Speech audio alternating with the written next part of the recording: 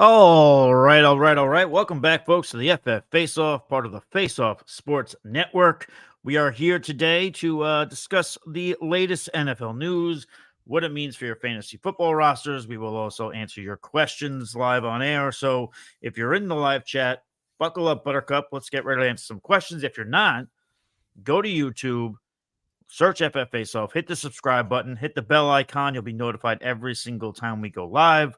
We've got a ton of content we're churning out over there too. So it's just going to help you in fantasy football as well. So definitely get over there, check it all out. Also, lastly, fffaceoff.com for all your fantasy football, NFL, sports betting needs. We got soccer over there too. We're doing all the things. So go over there. Anyway, my name is Michael Hopp. You can follow me on X at the FF Realist. This is a throwback. It's, we got the original duo. So joining me, obviously, that means the godfather of the FF Face-Off, the very handsome, the very wonderful Anthony Servino. He can be followed the real NFL guru. Anthony, how's about you, sweetie? I'm doing fantastic, and I like the throwback.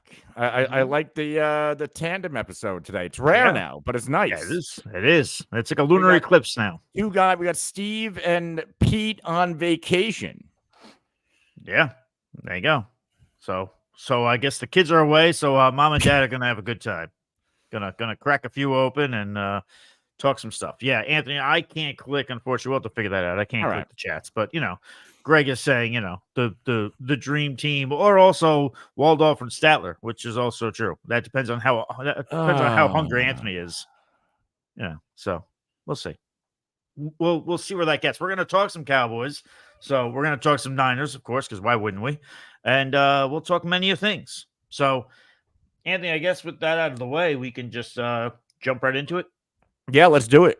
Yeah. So, first on the list is Christian McCaffrey, which, by the way, congratulations to one Christian McCaffrey getting hitched over the weekend. And as you'll see in the graphic on YouTube, Kyle Shanahan was at the wedding sporting a very nice mustache. So, there you go, hanging out with your boy George Kittle, Anthony. But we're not talking about his wedding. We're talking about the fact that there were comments made by Kyle Shanahan that he would like to protect CMC after a heavy workload in 2023.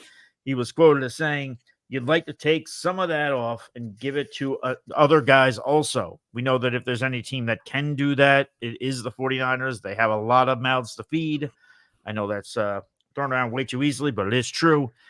I mean, I guess the question here, Anthony, is does this deter you from taking him as the number one running back? I mean, for me, it obviously does not. I put it in the graphic. I mean, his total touches the last four seasons where he played 12 or more games. Last year, he had 339. The year prior was the split between the Niners and the Panthers, 329. You go back to 2019, that was 403 total touches. That was when Riverboat Ron was just leaning on CMC.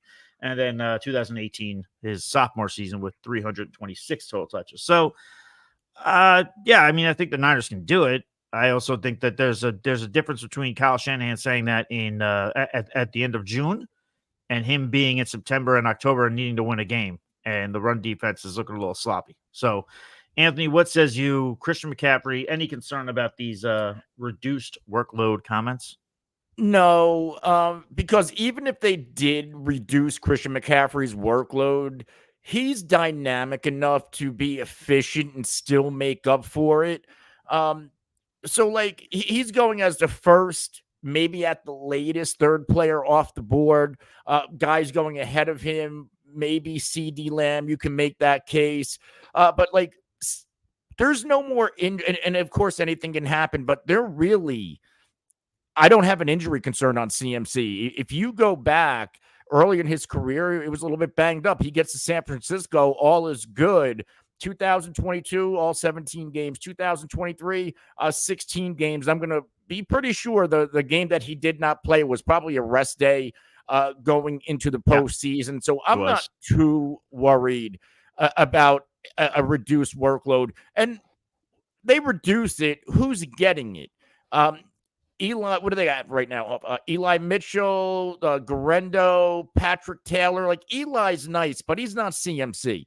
They can use some more Debo back there, perhaps, I guess. You can. throw that in there too. I'm just saying, just turned 28. I think they just inked him to a 2-year extension. This window, and I'm not trying to be funny, I'm not trying to be a jerk. The window for the 49ers, when you got to pay Brock Purdy, you got to pay one of these wide receivers. You got a lot of people to pay. It's not staying open forever.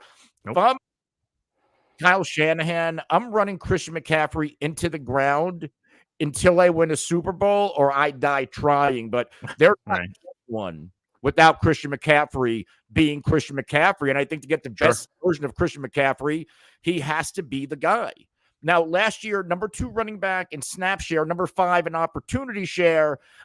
So there were backs who were on the field more, played more snaps, had greater opportunity percentages than Christian McCaffrey. I feel like if you look game by game, like he isn't getting his Carolina workload here. No, there's enough guys when we look at Debo, when you look at all of the talent on the offense, they don't have to give it to him 30 times a game. Sure. Right. No, they don't. And that's why that's what benefits Kyle Shanahan is he's got the other players to afford to, let's say they're playing week 4 against whoever, and let's say they're up by 15.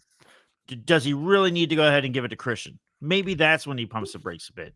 He's not going to do it in like the third quarter against the Seahawks in Seattle when they got to make sure they're up, they're up more than a game on the division.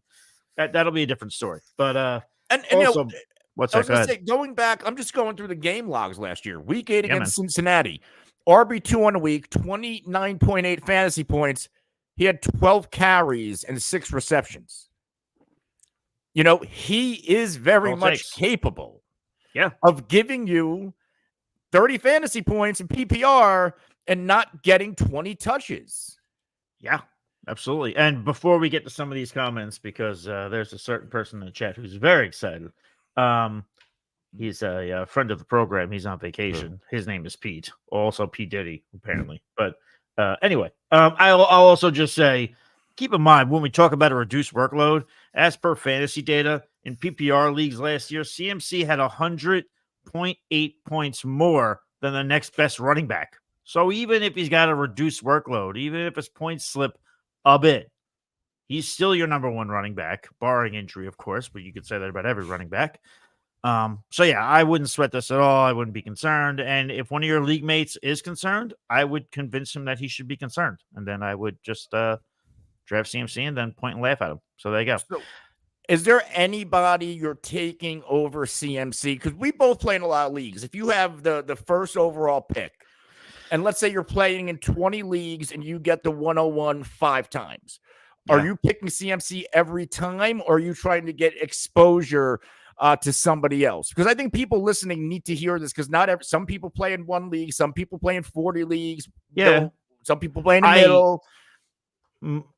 A majority of the time I'm going CMC. If I want to mix it up, because again, like you said, we do enough leagues where we like to mix it up, I would consider going Bijan there. Maybe I consider going Brees. I would put Bijan ahead of Brees this year, just because I'm buying into the usage that they've been talking about. So I could see myself doing that. Yeah, but majority of the time it's CMC. It's just I would probably split, and again, it depends on where I'm picking. Like if you have the number 1 or number 2 overall pick, you'll have your fair share of but let's say like you just have bad luck and you either have the 1 or the 2. Like I like having variance. The only other player I'm drafting over CMC is CeeDee Lamb. And we'll get to CeeDee Lamb and the why if you want to just segue right into it. We are going to segue into that. I did want to mention some of these comments, though. Albert said, does Lamb really want $32 million a year? We'll get into that.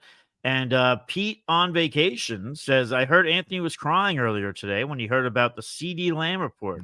Any truth to these rumors, Anthony? So, Anthony, without us getting into everything, just simply answer, Pete, were you crying today? No. Oh, okay. Well, he's worried about you.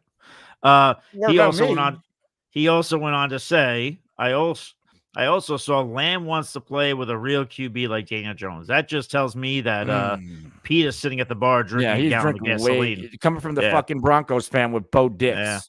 Yeah. If the bartender is watching this program and hears that comment, he's going to cut you off, Pete. So I would take it easy there. But anyway, Yeah. So, all right. So we go from one top fantasy player to another. CeeDee Lamb wants his contract extension. Reports are saying that the Cowboys wide receiver plans to not show up to training camp without a deal. Yeah. Then there is a thing here. If you're on X, we have a lot of bullshit, call themselves beat reporters, and they're really not. They're really offbeat reporters. They're off base reporters. But this one guy, Ricky, who could be followed at Pretty Ricky 213, he's on the money a lot. People don't realize this. If you go to his account again at Pretty Ricky 213, you'll see he gets a lot of stuff right. As he says, CeeDee Lamb will request to be traded if the Cowboys do not offer him a new contract worth at least $32 million per year. He wants to be at least the second highest paid wide receiver in the NFL. Anthony, I'll let you. I'm not going to go too far into this. I'll let you go with it. When I see these things, they don't shock me. CeeDee Lamb should want to be one of the highest paid wide receivers in the NFL. He deserves to be. And much like the Brandon Ayuk thing, while I get that the dollars and cents are very much different, I think both of these guys are staying with these teams long term. So if I'm a Cowboy fan, I'm not really losing a lot of sleep. But Anthony, what says you? I mean, if there's ever a time to be concerned with Jerry Jones, it's nowadays. It's this offseason in particular. Yes, and I'm when it's all said and done, I think Lamb, Micah Parsons, who's going to be up for a new deal, they're definitely coming back. The one I do worry about, believe it or not, is Dak Prescott, which is another story for another day, because eventually, you're paying for Phillip Rivers. And I think I might have said this on the show or in our chat, but like Phillip Rivers win 12 games a year and can't get anywhere close to a Super Bowl.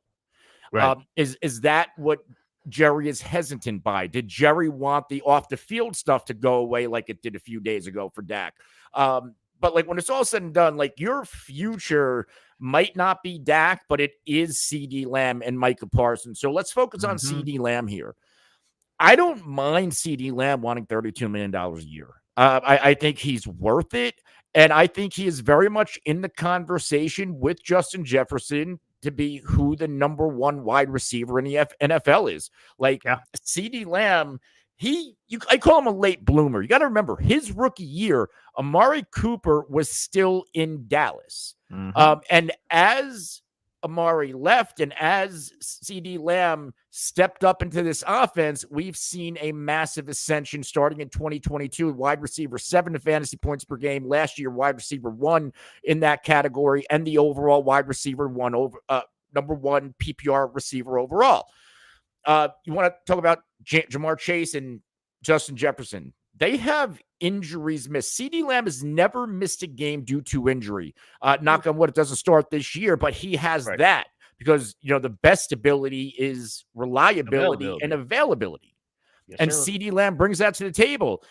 When called upon in 2022 and 2023, CD, you got to carry this offense. 156 targets one year, 181 last year. Sensational seasons both ways. I mean, he just looks like a next level player. So when he's commanding $32 million a year, and this is the same offseason where Darius Slayton threatened to hold out, Cortland Sutton threatened to hold out. You're telling me I'm not going to blink an eye when CeeDee Lamb says, I'm not coming to fucking training camp. And I would cite, hey, our division rivals, that moron Darius Slayton wants a new deal. You damn right I want a new deal, and I want the most money because of what I have done since being in this league. And oh, by the way, 1 year I played with a backup quarterback for 5 games and probably still showed out. Remember when Dak got hurt for that times period? I don't know if anything will ever be more adorable than Darius Slayton wanting to hold out. Like, who gives a shit, dude? Like, we didn't even realize you weren't here. We didn't even know. Can we also cite that CeeDee Lamb? Anthony, you can take that comment off the screen, by the way. It still says about you crying, but you're not crying. I don't care. Yeah. But can we cite that CeeDee Lamb last year broke out, like really broke it? This was year 1 in Mike McCarthy's system. This wasn't 30% a of the lot team of targets last year too, by the way. right, but this wasn't the Kellen Moore system. This was year one of McCarthy, which a lot of smart people in our industry, they were worried about the transition for Dak and CeeDee Lamb. They had their best years ever in year one in this system. So what can we expect this year? So yeah, pay CeeDee Lamb and absolutely draft CeeDee Lamb or CMC number 1 overall, because Dallas did nothing this offseason. They lost Gallup. Who cares? And maybe that's a testament to Jalen Tolbert. They didn't bring in a number 2. They're happy with Brandon. They're happy. Like, listen, we had one of the best offenses last year with what we have. Yeah. And maybe that's one of the things Jerry's being smartened up about compared to the past. Instead of adding, hey, like, look what we're doing with what we have. Let's just maybe take care of our guys and try to keep going. I don't know. Maybe this is a different approach, but you got to pay CeeDee Lamb and you got to make him you got to put him up there with Justin Jefferson. It makes zero sense not to. I would say, by the way, in terms of, a lot of people talk about the Cowboys sort of confusing offseason.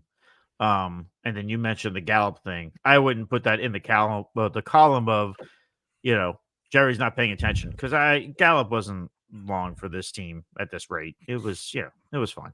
That wasn't, to me, that's not like a bad thing. Like, oh, they lost Gallup. It's like, No, he couldn't stay on the field. He had one outlier season that some moron fantasy analyst, they thought that was the real Michael Gallup. No, it was an outlier, because every other year he actually got worse. And so I don't even know if he was a true number 2. He was probably a 3. Yeah. But he was making 2 money at one point. Yeah. Gotta love those fantasy analysts. Jamie did say earlier, and then I'm going to brief you on Pete's vacation here. Jamie did say earlier, I went and Lamb a few times 101, as per our conversation about would you take somebody else over CMC.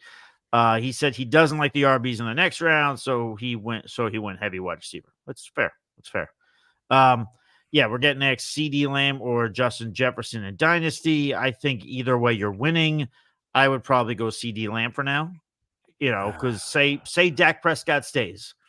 They're going to keep making beautiful fantasy music together. And we're going to get to the Vikings later, but who knows what's going to happen with the quarterback there. I mean, sure, is Justin Jefferson quarterback proof? Probably. Yes. Probably. I would say probably, but we're going to find out, apparently.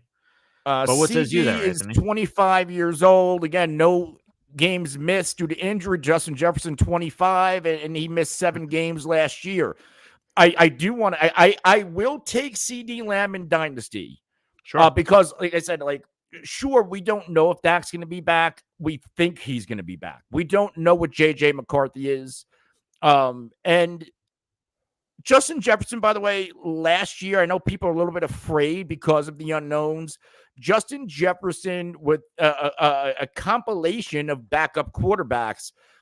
Last 4 games, he was wide receiver 22, wide receiver 7, wide receiver 34, wide receiver 1. In every one of those games, he saw at least 10 targets.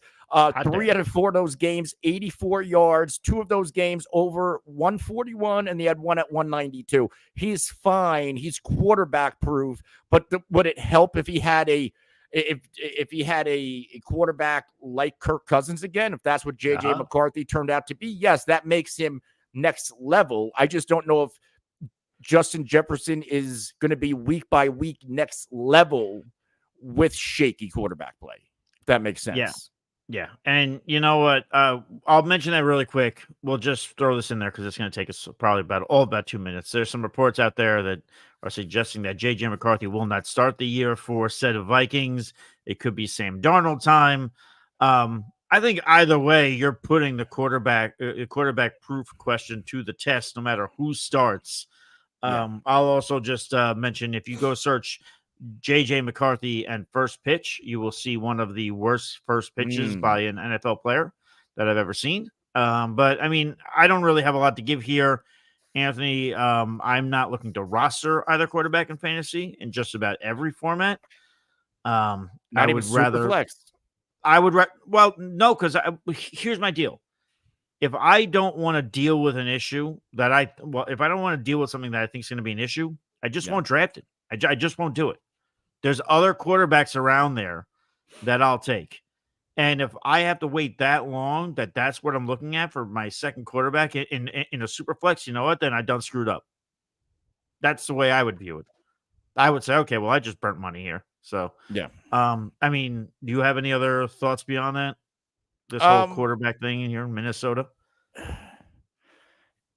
I obviously dynasty long-term JJ McCarthy, but I don't Sure. mind Sam Darnold in his super flex, and I don't mind him as a QB3 in redraft, or best ball. Sam Darnold, 49ers legend, So, and just to what's that? What I was going to say, like, R.E. Sam Darnold, like, look what happened when Baker had the cup of coffee with McVay, and Sam Darnold, Sure. he goes to San Francisco. He learns the system. He probably learned how to play quarterback a little bit better. And now he's inheriting by far the best cast of weapons he's ever had in his NFL career. Why not take a shot? At worst, you cut him. O'Connell too, not the worst coach to go to. Also, after comes from that McVay tree, and he's also a former quarterback, so that helps. Just to really, before we go on to our next topic, we'll go on to a particular quarterback here. Pete, just to update you, he said the bartender said you guys look handsome. Jamie said, "Is the bartender a dude?" And Pete said, "I haven't asked yet, Jamie." So Pete he's got double vision of some kind. If you can't tell who's a boy and who's a girl out there at the bar, or who's whatever they are, I don't know how long you've been drinking today, buddy, but you should at least have a general idea. Or he's on ketamine. You might be in a K-hole. Throw out the ketamine, give that guy some Ovaltine and give him a nap.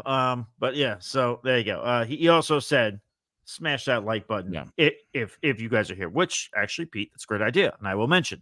Please feel free, hit that like button if you're enjoying this content. Also, while you're on YouTube, hit the subscribe button, hit the bell icon, be notified every single time that we go live. We've got a ton of great content coming out there, which you can comment on. Yeah, there you go. All right, Anthony, we'll go to a quarterback that you have been very high on, at least. I was a little worried, understandably so. We're talking about Anthony Richardson. Early on in June, there was a lot of talk about his shoulder and the strength of the shoulder. There were even reports he was throwing with his other arm out there. A lot of concern because I've said this before on the show. I'll say it again. Anthony Richardson is the most sexiest pick, but he's also the most risky pick. What is that from Rhythm Fantasy Sports? Yeah, he's just joking. He knows how to subscribe. I hope they have a YouTube channel of their own. They know how to do it. You know how to subscribe. This is for the people that don't know how to subscribe. This is for like the grandmas out there that are watching this show. The groupies. Anyway. So, but yeah. So Anthony Richardson appears to be a full go, and why his agent was out there this weekend tweeting out some videos, which you can see on YouTube here, of him dunking the ball, which people were saying he's being the slam dunk contest, him throwing the ball far. So Anthony, all signs appear to be pointing up, at least for now, with Anthony Richardson. And the unfortunate thing is I feel like that's something we're always going to have to check is, how is he today? How is this today? But Anthony, this is your guy. The one thing I'll just say here, he's currently going off the board as a QB6 in the 5th round. If he's on the money, and you know me, I was hopelessly devoted to Cam Newton for a long time, even too long towards the end. Then it was like an old Yeller situation. But if Cam Newton's at the top, if Anthony Richardson is at the top of his game, and if he's healthy, can't he have a year reminiscent of Cam Newton in 2011, that rookie season, where he turned out to be the quarterback 3 behind Aaron Rodgers and Drew Brees? There's a world where that exists, right? Absolutely. And let's get it out there. Yes, there are injury concerns with Anthony Richardson.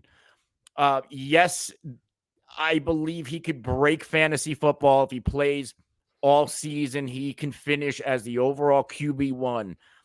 In a home league, if you play in 1 or 2 leagues, I'm probably going to tell you not to draft Anthony Richardson, because in those type of leagues, you'll get a high floor player that's not going to lose you a week. But if you're playing in a competitive league, if you're playing in best ball tournaments, say SFB, coming up for us. SFP, FFPC, where points matter, where you get into the playoffs, head-to-head doesn't matter anymore. Then you're in a grouping of 1,000 other teams, and you need to score big points, and Anthony Richardson is the guy you want. Right now, using FFPC ADP, Anthony Richardson is going as the QB5. About a month ago, he was going as a QB6. CJ Stroud ahead of him. People are smartening up.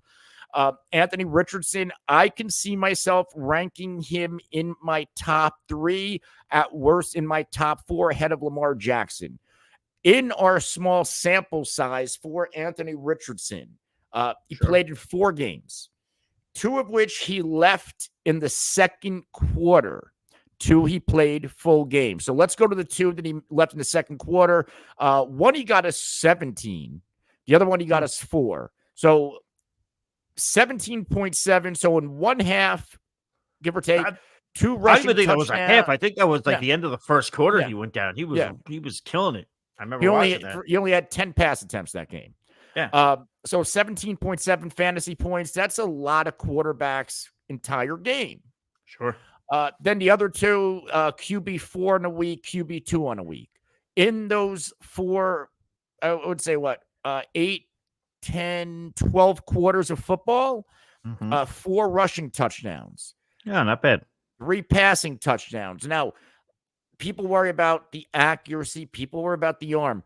Can we go back to Lamar Jackson, his second season when he was the MVP? A lot of people were concerned about his arm. People were concerned about his arm 2 years ago. People are still concerned about his arm, right? The idiots, which they shouldn't be, but whatever. I mean, everything's just lining up. And let's keep it real here. Lamar Jackson never had great weapons. When you look at Anthony Richardson weapons, Pittman, Jonathan Taylor, who, by the way, he's never played a game or a snap in a real game with Jonathan Taylor. The tight end room's a question mark, but they got Downs. They bring in Adonai Mitchell. So really nice pass catchers. And the offensive line is getting back on track. It's a top 10 unit projected. And then Stan Steichen, whom every quarterback he's ever been with, dating back to Justin Herbert, Jalen Hurts.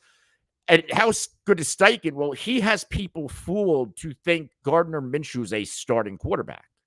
We're down that road again. People think Gardner Minshew, because he played well, understand Steichen's going to go to Oakland and handle this job. I think people are nuts for that. But everything. Anthony Richardson has everything. The only concern I have is the injury. All that being said, I am rostering him a lot. That's everybody's only concern about Anthony Richardson, in my opinion. We do have a comment which we'll get to in a second. Other people are concerned about the arm, the accuracy. They're concerned. Well, they have Jonathan Taylor, and Anthony Richardson is going to rush for all those touchdowns for Jonathan Taylor. Do people remember the offenses in Philly that Steichen coached with Jalen Hurts, and how those wide receivers were sensational, and Jalen Hurts was sensational on the ground? And I forgot that, I think it was a combination of Miles Sanders. I'm missing the running back. Scott. It was Sanders, Gainwell, and I think there might have been another guy. But everybody played well. It was Boston Scott was there. I'm just saying, regardless, he would swipe in every now and again. The Colts offense could be a top 10 unit, folks. And there certainly could be enough to go around for both Jonathan Taylor and Anthony Richardson to thrive as runners. I just don't it's not complicated. Draft Anthony Richardson if you want to take down money tournaments. Draft him. I want to go through a couple things here. I want to go through just a few of Cam Newton's 2011 numbers. And I just want you to tell me, is it achievable? Yes or no? We don't have to give a ton of context. Then we'll get into some comments because there are some comments coming in here about Anthony Richardson. But do you think Anthony Richardson could throw for 4,051 yards this year? Is that achievable? No. Okay. I would take the under on that. 21 touchdown passes. Over under.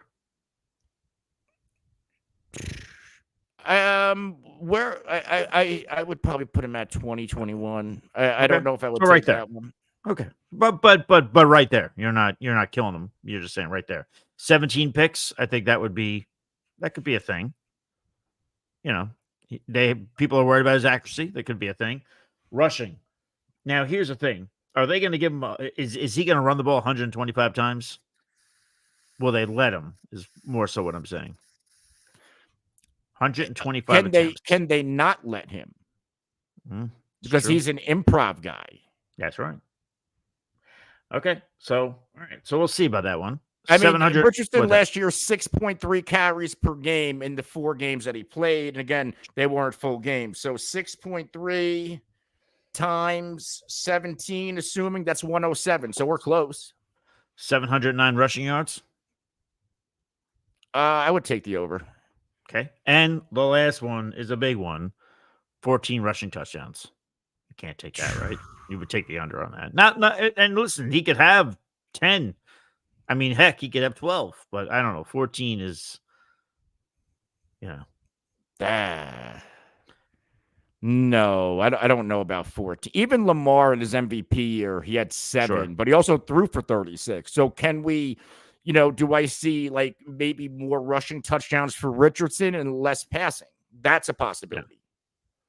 Yeah. We'll get to it is. We'll get to 2 comments here about Anthony Richardson. Then we'll get to a question we had here. Greg has 2 comments here. He says AR is fool's gold. That being Anthony Richardson. He was bad at college. He isn't going to magically be better in the NFL. Care to comment there quickly, Anthony? Because actually, just to piggyback, and then you can comment.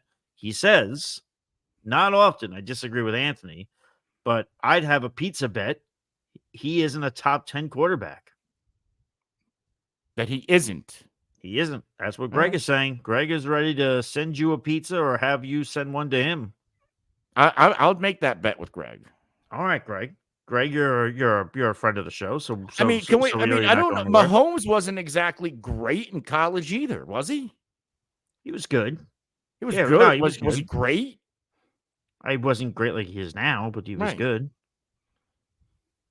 But yeah, I do think that there are quarterbacks. There's quarterbacks who have been incredible in college and who have sucked in the pros. Look at a Jamarcus Russell, who got some hot water over the weekend. But I guess he was pretty good in college. Okay. But I don't know. I'm just saying that idea, at least to me, in my opinion, not to throw any shade at Greg. I do think that we can point out to his point that he wasn't good in college. Why would he be good now? We could point to guys that were good in college or sucked in the pros. We could probably find some guys that were not the best in college, but were very good in the pros. What was Tom Brady doing in college? Was he the greatest thing? Was he lighting the world on fire? Barely saw the field. And I know I'm behind Drew Henson. I know I'm plucking the goat out there and throwing it in the conversation, so it's not really fair, but whatever. So whatever. But all right. So Greg, sounds like you have yourself a pizza bet. So Anthony, you could feel free to flash the pizza bet graphic for Greg there. Greg will be in touch. You can let us know where you want to ship the pizza to Anthony. So there you go. Out of Rhythm Fantasy Sports, just really quick. He did say, what are your thoughts on trades in best ball leagues? Just wondering. I think if you're trading, should be even across the board. Not really sure about the latter part of that comment, but I would say I gotta use the boys' room. I'll be right back. Okay, I'll answer this question. You go use the boys' room. I would say in terms of trading in best ball leagues, no, I'm not interested. To me, the best part about a best ball league is you draft it and you forget it. And you go back to it later and it's found money. So I just logged onto my FFPC account the other day after being off it for God knows how long, and I had $500 sitting there. Oh, found money. You can get the same kind of thing on Underdog. Which, by the way, every Friday we do Underdog drafts here on the show. So feel free, again, to like and subscribe to the show. Hit the bell icon to be notified when we go live. But no, I'm not interested in trading. I'm not for me. No, thank you. Top 10. Oh, Jamie's saying top 10 overall or top 10 in points per game. That would be for Mr. Anthony Richardson. And then Out of Rhythm Sports did comment also, if AR5 lands where he's a good value, I'll take him. All right. So, again, right now, like I said earlier, he's going as a QB6, which is right around the 5th round. So, I think at that point you're making a decision. You're saying, do you want to take the risk of taking Anthony Richardson if you think he's a risk. I think he's a little bit of a risk, and if you're not taking Anthony Richardson there, I would say you're probably at that point where you're saying, not that you're punting the position, but you're going to wait. Because if there's ever a position that you could wait on in fantasy football, it's the quarterback position. Obviously, circumstances change if it's a super flex, if it's again, Scott Fishbowl, where, the quarterback scoring is a little different. People jump to it. But yeah, no. So, I think we'll probably just do top 10 overall, Jamie. As far as Anthony Richardson, we will confirm with Greg and with Anthony since it is their pizza bet. Overall, you're drafting him. Greg says overall, you're drafting him in the top 5, that being Anthony Richardson. If he finishes 10th, that's a loss. I get what you're saying, Greg, but I don't know if I'd constitute that as a loss. You know what I would constitute as a win? If he finished 10th but stayed healthy the whole year, or finished in the top 10, stayed healthy all year, that's a win. That's not a loss in my eyes. I get what you're saying, though. You're talking about the cost effectiveness of where you're taking a player and that return on value that you're getting. So I understand what you're saying. But again, this is also a decision people make when they're taking quarterbacks in the first 5 rounds. Do you want to wait on the position, or do you want to take a guy right there? So I get it. I get what you're saying, but I would respectfully disagree. I would take it as a win if Anthony Richardson was healthy all year and managed to finish 10th or 8, 9, 10, what have you. I'd still call that a win. We'll see. The ceiling for him is that 2011 Cam Newton rookie year. Yes, return on value is what you meant, Greg. Yeah, I figured, man. I got you, buddy. I get it, but I would still I'd call it a win with that in mind, that there is a loss on value. Yeah, to me, I would think there could have been a greater loss on value. And we'll see how much it screws up my team, really. So there you go. Anthony's back from the little boys' room. Yeah, we were just talking some more Anthony Richardson. Yeah. I was just going through some of these comments here. Jamie is saying, before we get into the next player, he's considering Richardson at 104 in SFB 14 if Lamar is gone. Anthony, you're picking, I think you're 8 or 9. If you were at the 4 spot, just for shits and giggles, would you go Anthony Richardson there? Yeah. Oh, you would? Yeah. Okay. You love that variance, so you're all about that. I like it. My quarterbacks. It's the high stake, not high stakes, but one of those Sure. larger field tournaments. Yeah. There's no point. Like, if you want to take that down, you need that type of a ceiling. Right. The last thing I want to say, again, Anthony Richardson's a great topic. We could talk all day on it. We will get to some other players, but I did want to run this by you, Anthony, while you were in the little boys' room, while you're powdering your nose. Greg did comment and say, overall, you're drafting him top 5, being top 5 quarterbacks, but he's going as QB6 right now, but whatever, be that as it may. He says, if he finishes 10th for the season, that's a loss. Now, he confirmed I was talking, and he's referring to the return on investment of where you're drafting a guy. But I said, to me, if you finish 8, 9, 10, but he stayed healthy the whole year, I call that a win. I mean, I take it as a win. I don't take it as a loss, I should say. Go big or go home, right, Jamie? Yeah, damn straight. I don't know if I would consider that a win. But would you consider a loss?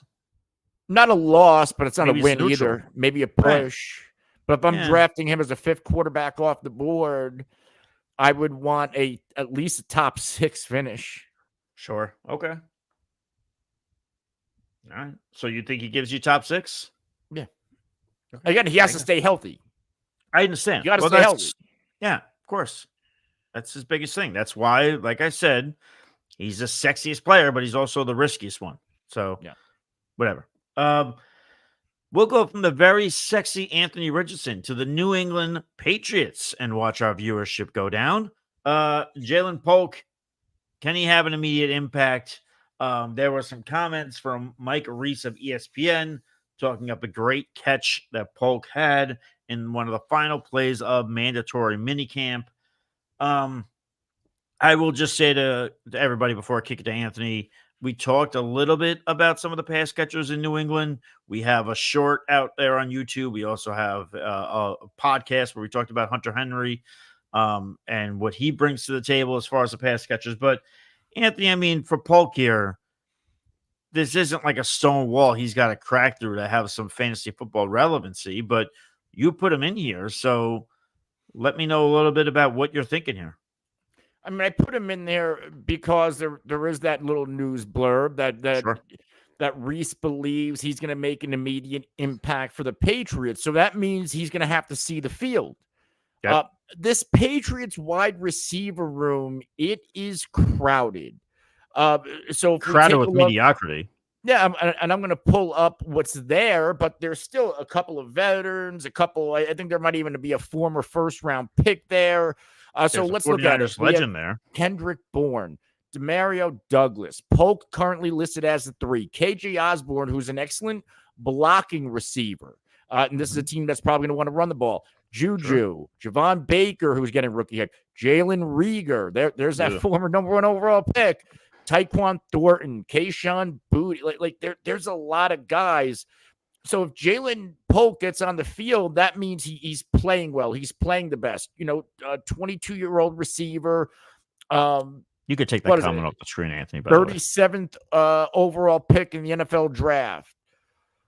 Am I drafting a lot of him in fantasy? Probably not. I like him more in Dynasty. But this is a starved team that needs pass catchers. So when you hear anything good, I get it's practice. I get it. There's not, there's no real competition yet. Right. But if these positive comments continue through training camp and then we see him flash a little bit in the preseason, then I'm going to start to buy in a little bit. Yeah. I mean, again, we'll say this a lot, especially about New England pass catchers. What are you spending on the guy to bring him in? And I mean, Polk of all people, the average fantasy football player who's not knee deep like we are, or neck deep even, they won't even know who the hell Polk is. They're not reading the Mike Reese report unless they live in the Boston or New England area. They don't know any better. He comes from Washington, high octane throwing offense under Ben Grubb last year. And Michael Penix was the receiver, nice receivers there, 69 for 1159 and 9. Yeah. Yeah. I mean, listen, again, this is not the wall of wide receivers in New England is not impenetrable. Shout out to my 49er legend, my boy, Kendrick Bourne. Miss you, Kendrick. Not really though, because Juwan Jennings has filled in admirably on third down. But yeah, no, all seriousness. No, I think Polk can do some damage here. I wouldn't mind if you're in a deep league. It's getting towards the end of the draft. You want to do a dart throw, or maybe on waivers the first few weeks. You want to go ahead and take a stab at it. I don't hate the idea. There was also some reports here that Jacoby Brissett is likely to start. Talk about another quarterback position in terms of fantasy that I don't want to deal with. I get it if it's dynasty. Yes, you want some shares of Drake May, obviously. But, I mean, if I'm doing any kind of redraft league, I'm not giving this quarterback position any mind. I don't even think that he's going to start that long, that being Jacoby Brissett. I don't know why Small Doses is calling me, that being ATL. He knows I'm podcasting. But, yeah, no. The quarterback position, okay. Jacoby's going to likely start. He's probably going to be lackluster the first few weeks, and then they'll put in Drake May. That's it. That's all I got for you as far as content. You got something else, Anthony? Or is that... Yeah, what do you want to know? No. Oh, no, him. No, he called me. I don't know why he called me. I was just speaking to Jacoby Brissett being, likely starting the year, or at least as of now, he's slated to. That could change. I think you should. Sure. Okay. I wouldn't. I'm with the old school mindset. You don't have to throw the rookie in the fire right away if they're not ready. I'd be more apt to put like JJ McCarthy in when he's not ready because of the weapons he has to work with. I'm not putting Drake May with these weapons. Right. That'll ruin the psyche. I don't even know if I would have put Bryce Young in last year. Well, yeah. Let's be real. I would have probably started Andy Dalton. These days, it's a rare thing to draft a quarterback first overall and not play him right away. But I know. I hear you. I mean, I get what you're saying. But yeah. So whatever. Take that as you will. Jacoby Brissett, as of now, likely to start. Yada yada yada. We'll get on to something that's a little more interesting. Not as hot as Anthony Richardson, not as hot as CeeDee Lamb or Christian McCaffrey, but Chase Brown over with the Cincinnati Bengals.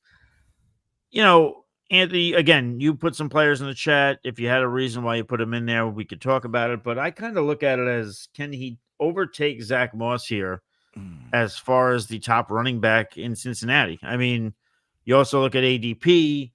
Zach Moss right now going as the RB27. Brown is the RB39. He's sandwiched in between Ezekiel Elliott and Jerome Ford. I would just say this before I kick it to you, Anthony. One has to assume Moss isn't shouldering the 67% workload that Joe Mixon had last year. He had 67% of running running plays all went to Joe Mixon. I don't think we're seeing that with Zach Moss. I also think that while Zach Moss did great last year, it was a great story early on in the year. Do we know if he could do that the whole year? I mean, we're going to find out in Cincinnati, but so I don't mind taking a stab at a Chase Brown there.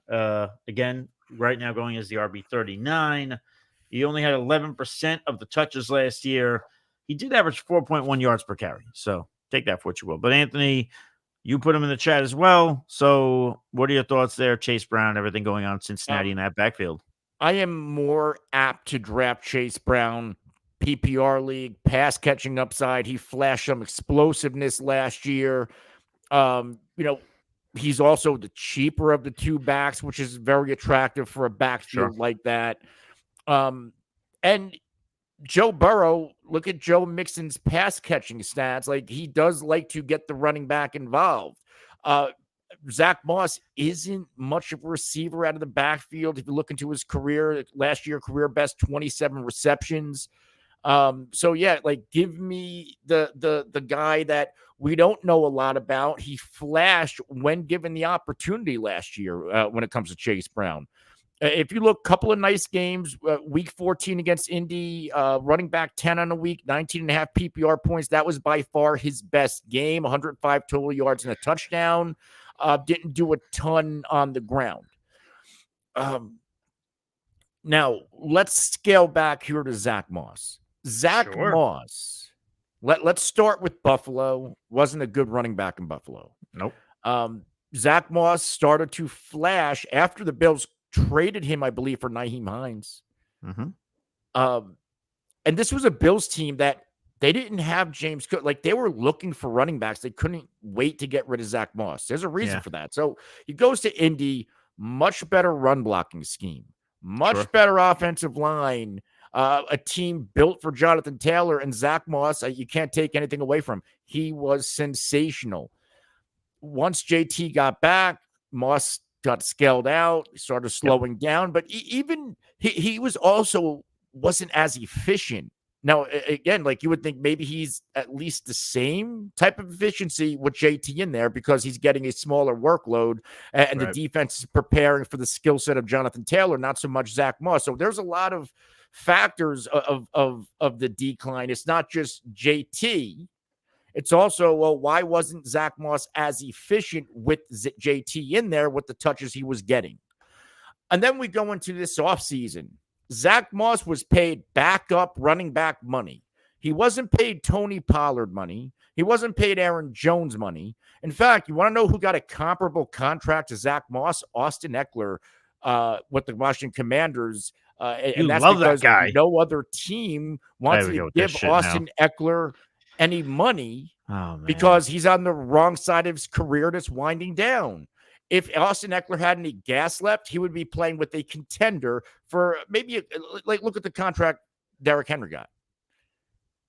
He wouldn't have got that contract. Zach Moss, but I'm just saying, like, people think that Austin Eckler still has gas left, then why isn't he getting Derrick Henry money for a contender? Because contenders look at Austin Eckler, hey, we can go draft a guy in the 5th round and get what you give us. Okay. So Zach Moss gets backup running back money. So it's not like he's getting paid $5, $6, $7, $8 million a year and he's the locked and loaded starter. I think he's going to have a role because I don't know if Chase Brown's built to be the every down back. I don't think that's him. But I think the more productive fantasy player is going to be Chase Brown. And all the way, Yeah, the Cincy offensive line when it comes to Zach Moss is significant downgrade when it comes to run blocking versus the sure. Colts. Yeah, that's where I thought you were going early on when you talked about him going to the Colts, and he had that nice situation Yeah. there. Yeah, I mean, I don't mind drafting either running back. If I had to pick one, it would probably be Chase Brown. And it's got a lot to do with the cost. But again, I think both backs will be productive. It's just a matter of when they're going to be productive. That Yeah. might be a little more hit or miss. Anthony, just to update you on Pete's vacation, he said he just made a trade with his dad in Dynasty Baseball. # collusion. That's good. Collusion League. Did you figure out if the if the bartender's a boy or a girl? Figure that out, yeah, buddy. You can get back to us on that. I'm just kind of curious. More so, I'm wondering where your head's at today. Uncle Jamie asked a question though, and we have an actual fantasy football question, best ball question. He said, "I'm on the clock in best ball, drafting with 2 picks in a row: Hunter Henry or Cade Otton, or both to pair with Ingram." Then he said Marvin Mims or Michael Wilson. I don't think I would need to go both Hunter Henry and Cade Otton. I would go Hunter Henry over Cade Otton, in my opinion. And then as far as the wide receivers, I would probably go Marvin Mims. You're not expecting much out of either guy. I'd go Henry and Michael Wilson. Okay. Yeah, I think you could coin flip the wide receivers there. Wilson was a pretty good receiver down the stretch last year. And his ADP was actually a lot higher. And then they drafted Marvin Harrison, brought in Zay Jones. So it's been suppressed a little bit. But with a bad quarterback situation, like Michael Wilson was like the number 1 receiver there last year when Hollywood was hurt. Yeah. He had a nice little stretch for, I believe, a day 3 rookie. Sure. Yeah. All right. Yeah. Again, I'm not going to argue with you over Mims or Wilson. I get why you would take Wilson, but I think the main point we both agree on, he doesn't need Hunter Henry and Cade Otton if he's got Evan Ingram, right? Yeah. No, I'd rather have Henry just because I think there's more opportunity in that New England. Yeah. Same here. And he didn't do awful last year. No. I mean, Cade Otton didn't do awful either, but whatever. Hunter Henry had more wide or tight end 1 weeks. I think he had 4 or 5. Yeah. Pete to me asking about, again, the bartender, girl or boy, because again, Anthony, this is just amusing me at this point. He said, "Don't want to ask, scared. It's like asking a woman if she's pregnant these days." The fact that he's thinking this hard about that he actually gave me a serious response, that's the best thing ever. That's made my day, great. Honestly. That's the best thing that's happened to me today, is that comment right there. So it just goes to tell you how shitty my day was. So thank you for that, Pete. All right. So we'll go through a few more things here really quick. Anthony, this is a tongue-in-cheek thing. I think you told me off air, you put him in the chat for a reason. Jerry Jeudy. I don't give a shit about Jerry Jeudy. Honestly, it was filler. Okay. Well, it was filler. That sounds like Jerry Jeudy. All right. He's a filler at best. I mean, I will just say, I did Google. I was Googling a little bit while I'm putting together some notes. Athlon Sports asked if Jerry Jeudy could hit 1,000 yards in his first season with the Browns. I was just going to quickly say, I took a look at that for a second. His best shots at 1,000 yards were 2020, 2022. Both of those seasons, he was targeted 100 times. He averaged 914 yards receiving. Jerry Jeudy's not getting 100 targets this year, right? We could be totally clear here. Why not? That's not how. Well, why not? Is he even the number 2 wide receiver there? Is that a lot? Well, the actual report on Jerry Jeudy was that the wide receiver coach Chad O'Shea said that Jeudy has made a lot of progress learning the offense.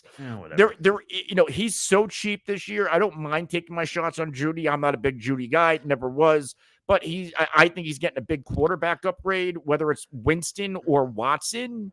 And I believe Elijah Moore pushed 100 targets, maybe around 98 last year. He either had a 98 or 106, but why can't Jerry Jeudy, if he's healthy, get 100? I don't think it's impossible. Well, I don't think he gets 1,000 yards.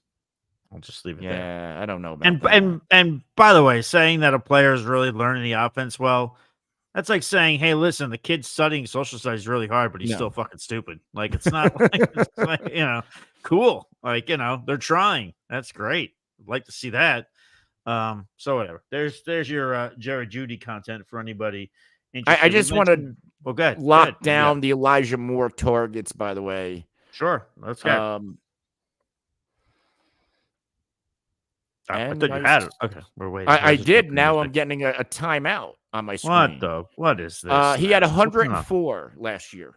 So what kind of website's giving you a timeout when you're looking at Elijah Moore targets? Just let me have it. What are we doing? Cut the foreplay. He had 104. So yeah, there's going to be how many yards did he have?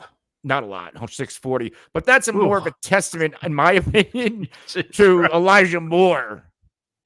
Oh boy. I mean, Jerry Judy. I mean, if he gets 100 targets from Winston and Watson, he'll be close to 1,000 yards receiving. All right. I just changed my mind. Jerry Judy will be the wide receiver 2 for the Browns. Yeah. But I still don't think he gets 1,000 yards. But yeah, 100 plus targets, 600 something yards. What were you doing? Were you sleeping during those targets? What's going on over there? Anyway, not like I could do much better. All right. Let's end it with this, Anthony, because we do have time to fit this in. Again, if you guys have any questions, feel free to fire them in. We will answer them before we get off air. Pete, if you have any other funny jokes about your vacation, about drinking gasoline, not telling the difference between boys and girls, or doing trades with your dad, you can let us know. Why'd you say Tua Tagovailoa, he appears to be the next quarterback that's going to get paid, I suppose. There's been some stuff going on here. Not. I mean, well, that's where I'm getting to. As per Omar Kelly, he said, this is from about 5 days ago, the Dolphins are dug into the position that they will not give Tua a Goff-esque contract rate. The Lions recently signed Goff to a 4-year, $212 million extension. He also added, that being Omar Kelly, using the franchise tag to retain Tua Tagovailoa in 2025 is an option. One that will cost Miami something in the neighborhood of $43 million in real salary and cap space. That's certainly doable for all parties and is likely being used as negotiating leverage by both camps. I have no issues with the Dolphins' hesitancy to give Tua a big contract, or even a Goff contract, I should say. Listen, I know you could say, people were hurt, or it's not all his fault, but what are quarterbacks judged on more than any other position in football? Wins, right? Fantasy points, right? Well, sure. Fantasy points. Some very savvy fantasy analysts will tell you that. I know you're joking, but the people have to know I'm joking, hopefully, at this point. The problem is the people that are making those comments are not joking. That's a problem. Anyway, be that as it may, wins. Quarterbacks are judged by wins more than any other position. And sometimes it's unfair. But guess what? Last year, the Dolphins were 1-6 against playoff teams.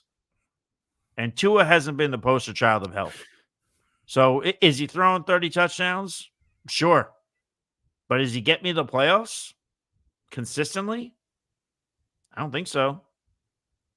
I'm just saying, if the Dolphins don't pay Tua, someone else will. I think the franchise tag is a very real thing. I'm just saying, if somebody else will. Well, somebody at that value. The biggest thing with Tua is the like 2 more concussions is at his career, because that's a serious conversation that's being had. I mean, that ended. I mean, I know Steve Young was a lot older, obviously, but that ended I'll keep career. It real here. I'll keep it real here with Tua. Sure. You bring up the wins, you bring up this and that. Sure, I do. The bigger concern, in my opinion, with ownership is the injury history.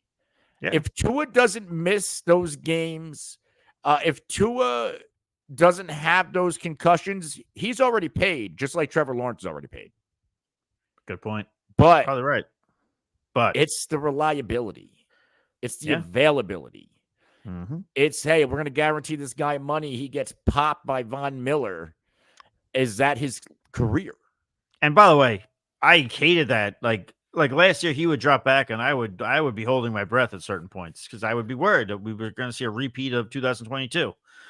But whatever. So there's your Tua talk for the day. We will end it on this, though. Greg does ask another. We have another best ball question. How important is it? How important is a third QB in best ball, Superflex? I've currently got 2 after drafting 10 rounds, and there are 6 or 7 starting QBs left. Then he adds, should I go QB before there are none left, or keep drafting mid-wide receivers and running backs? I don't mind. If it's a super flex, I would like to leave with 3 quarterbacks. If the quarterbacks at that point are absolute shit, then I'll say, come what may, I will roll the dice with my 2 quarterbacks, hoping that they are good, reliable guys that aren't like a Tua, where I got to hold my breath and pray that they're not injured. But Anthony, if it's a super flex best ball league, are you leaning towards getting 3 QBs? Like, does that have to happen? Or oh, hold on. Come on, what's going on over there? Oof. Wow. Yes. Now, are there outliers? Like I remember I think we did a draft possibly on this show a Friday or 2 ago with Superflex and best ball, and I did. Is that the one where I took McCaffrey and you were all upset with me? I don't remember, but I think I ended up taking because I waited too long for my quarterback 3, and I ended up taking Taysom Hill. So yes, I'll find a way. And like, so if you wait too long, your pivot's Taysom Hill, or like depending on now, sometimes if you have let's say Josh Allen, Mahomes, you probably don't need another quarterback. But I think one of my quarterbacks might have been Tua. So like if it's a volatile quarterback with injury, then go take his handcuff. But I mean, Greg did say that there are 6 or 7 other QBs left, so I would tell him hop in there and take a QB, and then take your, as you said, your mid wide receiver running back. Jamie did say he loves the Tua. I'm assuming the Tua talk, just not a fan of the Hawk. I get it, Hawk Tua. Ha, Uncle Jamie, you little pervert. We got you, buddy. Albert lastly says, would you guys keep James Cook in the 9th or Zay Flowers in the 11th? Half point PPR. I'd go James Cook in the 9th. That's my quick reaction. I listen. Am I the biggest James Cook guy in the world? No, but I mean, I don't. But 9th round, one of them. I don't love it. But Flowers in the 11th. Well, I think value to pick one of them. Damn it, value to value. I think they're both comparable value. Okay. I think I give the slight edge to Zay Flowers. Plus, he's a receiver. Okay. But I guess Zay. I don't love either one. I would go James Cook. I'm not going to crush Anthony for saying Zay, but I would go James Cook. I get it. It's 2 rounds earlier, but I'm okay with that. So, but now, Anthony, what? Oh, you got something else? Yeah, buddy. Hawk to a girl. Oh, yeah. It was with Shaq last night. She was at the Zach Bryan concert on Saturday night. But like, how do you handle the Hawk tour with Shaq? I think you might have to vomit on it. You don't Hawk to a Shaq. It's big. It's probably larger than most. You need more than spit. At that point, there is no Hawk Tua. There's a priest on site, and you're wearing a pair of rosary beads while you're doing it and hoping that you come out alive. That's what I would imagine. That's how that would go. Yeah. That's what I would think. That's probably okay. I'm just saying that crossed my mind when I saw this on social media. No shit that crossed your mind. Probably sitting with you all fucking day. That's what I would bet. Oh man, probably still be thinking about tomorrow. I remember when I was younger and I saw Shaq's first wife and she was 5 feet tall. Like, how does that mathematically fucking add up? Yeah, I mean you're pushing on the pancreas there. Can you imagine? Did the Giant Gonzalez have a wife? I'm saying or the Great Khali. At that point, Shaq is probably pushing on her liver at that point. You gotta be careful up there. Gotta look out. But all right. You want your women to sound more like Pac-Man. Oof. Okay. All right. I mean, want them to just be quiet too. Never mind. I didn't say that. I'm kidding. That was a joke. There you go. Perfect. Perfect way to end the show. All right. So that was a joke, 2024. All right. So I think that will do it for our show today, though. So, Anthony, do you have anything else to say before we ride off into the sunset? No, not at all. We'll be back Wednesday. I gotta stop asking that because I used to We'll be ask you back that, and then Wednesday. you would say stuff, and now I ask you, and you just go, Yeah, "No, no. We'll be no." back Wednesday. We'll be back Wednesday. We'll be back Wednesday. That's what he wants to say. We'll be back The Wednesday. I Pac-Man don't have a is the lot to new. say anymore. Oh, Uncle Jamie told us that the Pac-Man is the new meme going around. Well, we're on our 40s, so we might we'll check that out. All right, we're gonna have to check out what the Pac-Man is. I'm gonna do that, and Anthony's gonna ponder the Hawk Tua and the Shaq thing for probably the next week or so. So yeah, he's probably gonna text me randomly tomorrow at like 7 a.m. when I'm on the train going to work. I'm gonna make a sketch. What do you think? Yeah, Jesus, I bet you fucking will. Don't send me that. Actually, no, send me that picture. Definitely. And I'll make a graphic out of it, and then we'll put it right up here on the show. Yes. But until then, which gives you a reason to, by the way, like and subscribe to the show, hit the bell icon, be notified every single time we go live on YouTube. Until that time, stay thirsty, be kind to one another. We'll catch you on the flip side. Cheers.